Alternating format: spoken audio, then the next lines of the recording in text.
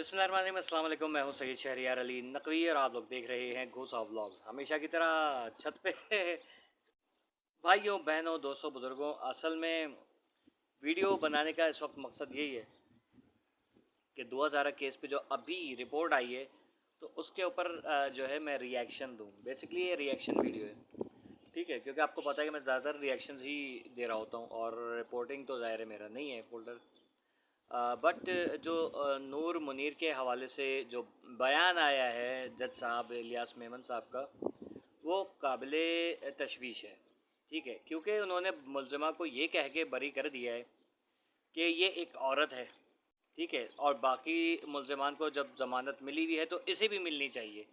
ये कह के उन इस दरख्वास्त को उन्होंने फ़ारिग कर दिया और इसको जो है वो कल ऑर्डर कह रहे हैं कि कल ऑर्डर आ जाएंगे, कल परसों में। तो ये समझ में नहीं आ रहा कि क्या मतलब, अगर ये औरत है तो इसको जुर्म करने का हक़ है, ये मुजरिम बन सकती है और उसका जुर्म जो है वो जुर्म नहीं होगा, फिर वो जो है क्या कहते हैं एक कानूनी काम होगा, क्या होगा। तो भाइयों बहनों दोस्तों बुज़ुर्गों के ये बहुत अजीब किस्म का मामला है, बहुत अजीब तरीके से इस केस को हम देख रहे हैं कि उसके जो थे, अगर आप ये कर देते कि इसको गिरफ़्तार ही करना है तो अभी इसके ऑर्डर पास कर देते आपके, नहीं इसको गिरफ़्तार किया जाए। या तो ये कि वकला जो हैं उनकी तरफ से ढील दी गई होगी कि केस के अंदर कोई जानदार उन्होंने दलाइल नहीं दिए होंगे। लेकिन क्योंकि जिब्रान नासिर साहब की टीम है तो यकीनन एक काबिल टीम है, ठीक है, लेकिन जज साहब अगर तय करके बैठे हुए कि नहीं मुझे इन लोगों को जो है वो देनी है, ज़मानत देनी थी इनको, तो वो उन्होंने दे डाली अव्वल आखिर।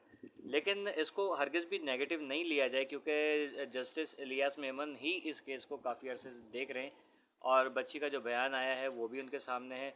तो हो सकता है मे बी पॉसिबल कि अभी उनको थोड़े दिन के लिए रिलीफ दिया हो, लेकिन जो यहाँ से टीम रवाना हुई है तो हो सकता है कि इनके फिर गिरफ़्तारी के जो वारंट हैं वो दोबारा दे दिए जाएं, ठीक है। लेकिन ये बात ज़ाहिर है कि एक ना हज़म होने वाली बात है कि आप एक को पहले जो है वो कहो कि नहीं आप घर जाओ, फिर उसके बाद कहो नहीं नहीं रुको रुको आओ इधर आके बैठो। ये चीज़ बड़ी अजीब सी लग रही है, ठीक है। तो समझ में नहीं आ रहा बिल्कुल कि आखिरी मामला है क्या। इतना क्लियर कट है कि बच्ची ने बयान दे दिया है, उसने अपना पूरा जो रिपोर्ट थी एक 50 पेजेस की वो जमा करा दी है। क्या अब 164 का बयान होगा और उसके बाद कार्रवाई होगी?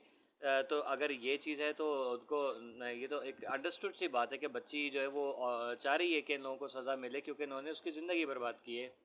और ना सिर्फ उनकी ज़िंदगी बर्बाद की है बल्कि इन्होंने उस फैमिली को ही बहुत ज़्यादा नुकसान पहुंचाया है। इन्होंने पाकिस्तान की सालमियत को बहुत नुकसान पहुंचाया है, पाकिस्तान की साख को बहुत नुकसान पहुंचाया है। दीन इस्लाम का इन्होंने जो है वो नाम डुबोया है पूरी दुनिया में। हमारे ऊपर थू थू हो रही है कि पाकिस्तान जो है इसमें क्या हो रहा है। तो दुनिया हमारा मजाक उड़ा रही है, यहाँ तक मुस्लिम नेशंस जो हैं वो भी हमारा मजाक उड़ा रही है। लेकिन हमें समझ में नहीं आ रहा कि आखिर हमारे जज साहिबान जो हैं इनको ढील क्यों दे रहे हैं, ठीक है। तो ये चीज़ ज़ाहिर है जज हैं वो ज़्यादा बेहतर जानते हैं, तो इसको हरगिज़ भी ये ना किया जाए कि वो जज साहिबान को ट्रोल कर रहे हैं। नहीं, ऐसा नहीं है। ज़ाहिर है हम एक आवाम है, हम लोगों को बहुत सारी एक्सपेक्टेशंस थी कि आज जो है वो ये बयान आएगा, हो सकता है आज जो है वो जज साहब का हुक्मनामा आ जाए कि इन लोगों को फ़ौरी तौर पे गिरफ़्तार करके लेकर आया जाए और नूर मुनीर और जितने भी इसके आल औलाद यहाँ पर मौजूद है इनको फ़ौरी तौर पे गिरफ़्तार किया जाए, ना कि पंजाब में टीम भेजी जाए और वहाँ जाके जो है वो इनको ढूंढें दोबारा से। तो टाइम कंज्यूमिंग है काफ़ी ना, अगर ये इस तरीके से होता है तो ये बहुत अजीब किस्म का बहरहाल डिसीजन है। अपसेट हुए ज़ाहिर है, लेकिन देखते हैं कि ये फ्रिज में रखा हुआ आटा जो है उसका कुछ पराठा या पूरी या जो उसकी रोटी नहीं पकेगी वो वापस जज साहब ने फ्रिज में रख दिया है और कहा है कि इसको रखो, जब मेहमान आएंगे तब इसका कुछ करेंगे। खैर, ये था कि इस रिपोर्ट को मैं अपने तरीके से इसलिए आपके सामने पेश कर रहा हूँ कि थोड़ा सा आप लोग भी रिलैक्स हो जाएं कि इतना हलवा नहीं है, ठीक है, कि नूर मुनीर जो है वो हमेशा के लिए बाइज़्ज़त बरी हो गई है और इसको जुर्म करने का जो है वो इजाज़त मिल गई, लाइसेंस मिल गया है।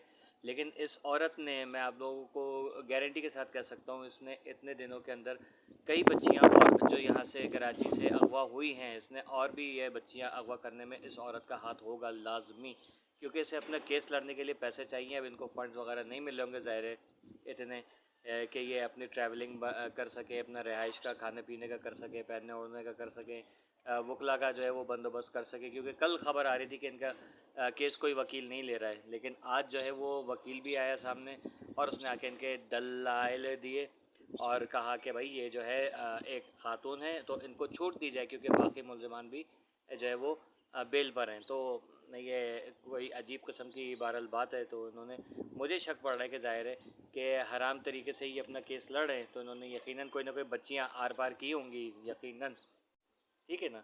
तो काइंडली ये कि वालदेन से गुजारिश है कि अपनी बच्चियों का ऊपर ज़रा नज़र रखें, इनको अकेला नहीं छोड़ें। आज भी मैं ज़रा गुज़र रहा था किसी जगह से, तो मैं देखा कि वालदेन चल रहे हैं और एक छोटा सा 2 मतलब 4-5 साल का बच्चा होगा, वो अकेला वालदेन से भागे जा रहा है। वालदेन बजाय इसके कि उसको पकड़ें, आवाज़ लगा रहे हैं उस बच्चे को ना, और वो बच्चा इतनी दूर निकल गया था कि तकरीबन समझ लें कि 50 फीट वो अपने वालदेन से दूर था, कि कोई भी बाइक पे आए, गाड़ी पे आए, उसको उठा के ले जाए। तो ये चीज़ें वालदेन को खुद देखनी पड़ेंगी कि अपने बच्चों का ज़रा वो करें, क्या कहते हैं कि उनके ऊपर नज़र रखें।